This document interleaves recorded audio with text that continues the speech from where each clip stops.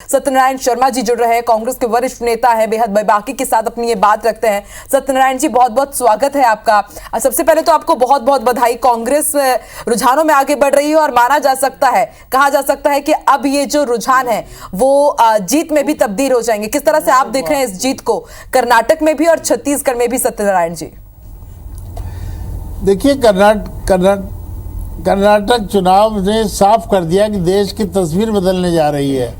और अगर भारतीय जनता पार्टी का जो हताशापूर्ण रिजल्ट रहा है, इसके लिए वे स्वयं जिम्मेदार हैं। जो आदमी जैसी करनी करेगा उसको वैसा ही फल मिलेगा। बोया फूल बबूल का, बोया बीज बबूल का, फूल कहाँ से हो?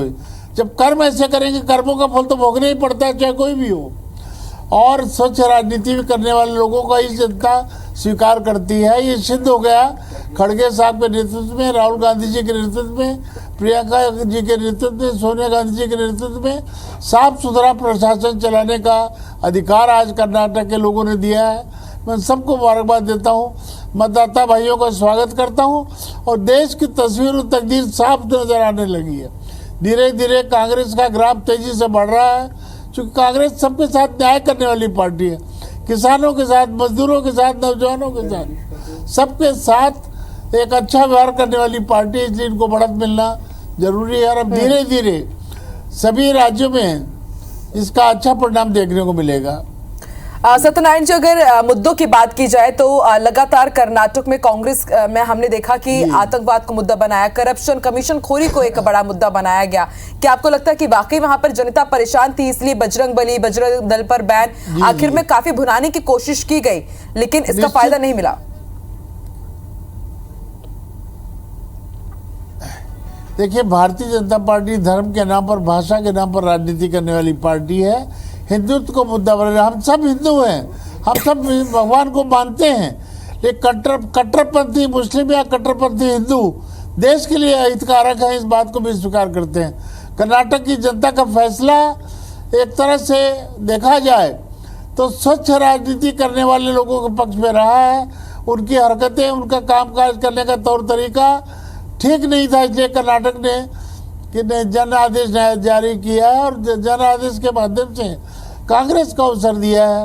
इसलिए वहाँ के मतदाता बधाई के पात्र हैं। बहुत विवेकशील निर्णय वहाँ के मतदाताओं ने लिया है, मैं उन्हें मुबारकबाद देता हूँ।